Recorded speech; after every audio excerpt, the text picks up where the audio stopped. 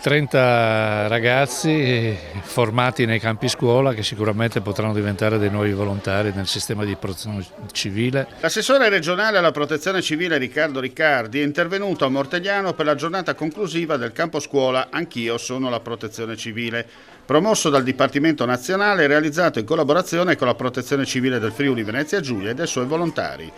L'iniziativa ha visto protagonisti una trentina di ragazzi del luogo.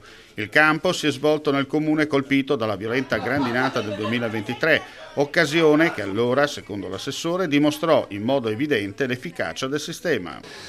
Lo facciamo a Mortegliano e quindi assume anche una doppia valenza, perché qui abbiamo dato prova e avuto modo di capire quanto è importante questo sistema dopo quello che è accaduto con la grandinata.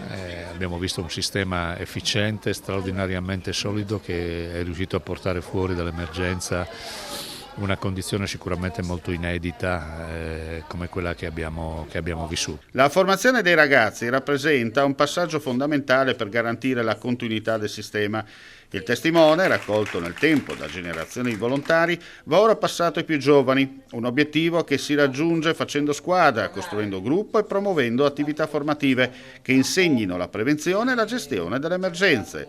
Un grazie particolare alla Protezione Civile regionale, alle associazioni di volontariato e alle famiglie. Civile e anche il sistema dei volontari che ovviamente governa questi processi e lo fa a beneficio dei ragazzi che fortunatamente incontrano anche delle famiglie che sono molto aperte al fatto che i loro figli, quindi i genitori, che dedicano il loro tempo e consentono ai loro figli di poter essere utili a questa società con un modello che credo oggi sia uno dei più popolari e riconosciuti nel Paese.